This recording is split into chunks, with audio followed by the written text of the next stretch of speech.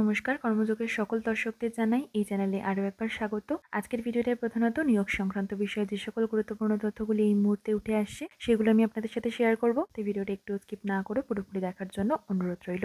সম্প্রতি শূন্যপদ পূরণের জন্য তৃতীয় দফা কাউন্সিলিং করার সিদ্ধান্ত নিয়েছে স্কুল সার্ভিস কমিশন। উচ্চ প্রাথমিক শিক্ষক নিয়োগে এখনো পর্যন্ত 4,000-এরও বেশি শূন্যপদ পড়ে রয়েছে। তার জন্য তৃতীয় দফায় 1,543 জন প্রার্থীকে ডাকা হলো কাউন্সিলিং এর জন্য ওয়েটিং লিস্ট থেকে। দ্বিতীয় পর্যায় পর্যন্ত কাউন্সিলিং এর জন্য 11,344 জন প্রার্থীকে ডাকা হলেও প্রায় 24% প্রার্থী অনুপস্থিত ছিলেন সেখানে। তার জেরে একাধিক শূন্যপদ পড়ে রয়েছে। স্কুল সার্ভিস কমিশন নির্দেশিকায় জানিয়েছে যে তৃতীয় পর্যায়ের কাউন্সিলিং চলবে 28শে জানুয়ারি থেকে 31শে জানুয়ারি পর্যন্ত। গত বছর 11ই নভেম্বর থেকে 27শে নভেম্বর পর্যন্ত উচ্চ প্রাথমিক নিয়োগের দ্বিতীয় দফার কাউন্সিলিং চলেছিল। দীর্ঘ 8 বছরের অপেক্ষা শেষে গত বছর 23শে অক্টোবর থেকে শুরু হয়েছে উচ্চ প্রাথমিকের কাউন্সিলিং প্রক্রিয়া। গত বছর দুর্গাপুজোর আগে এই দুটি পর্যায়ে এই প্রক্রিয়া চালায় এসএসসি। সেখানে নিয়োগপত্র হাতে পেয়েছিলেন 186 জন। প্রথম দু দফায় ডাকা হয়েছিল 254 জনকে। অপরদিকে গত 7 তারিখ সুপ্রিম কোর্টে পিছিয়ে গিয়েছিল এসএসসির 26,000 চাকরি বাতিলের মামলার শুনানি। গত শুনানিতে এই মামলার রিপোর্ট জমা দেওয়ার নির্দেশ দেওয়া হয়েছিল সিবিআইকে। সিবিআই যাতে যোগ্য অযোগ্যদের বাছাই করে রিপোর্ট দেয় তা বলা হয়েছিল।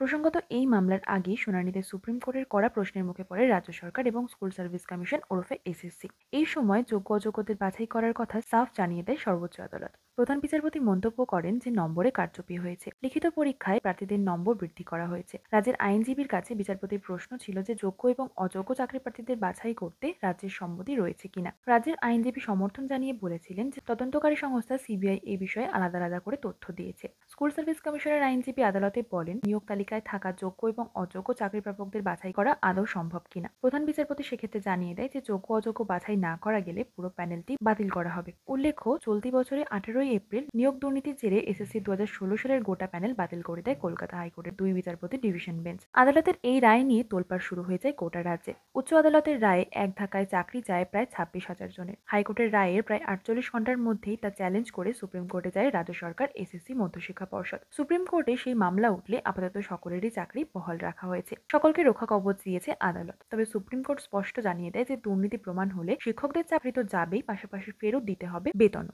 সেই মামলায় এখনো ঝুলছে শীর্ষ আদালতে, ঝুলছে 26,000 মানুষের ভাগ্য। আজ এতটাই রইল। আগামী দিনে এমনই সমস্ত গুরুত্বপূর্ণ এবং পজিটিভ আপডেটগুলি সবার আগে পেতে এই চ্যানেলটিকে সাবস্ক্রাইব করে পাশে থাকা বেল আইকনটা প্রেস করে দেবেন। ভালো লাগলে ভিডিওটিকে অবশ্যই একটি লাইক করবেন। ফিরে আসবো এমনই সমস্ত গুরুত্বপূর্ণ আপডেটগুলি আপনাদের জন্য সবার আগে নিয়ে। ততদিন ভালো থাকবেন, সুস্থ থাকবেন এবং দেখতে থাকবেন আপনাদের সবার প্রিয় ইউটিউব চ্যানেল কর্মযোগ।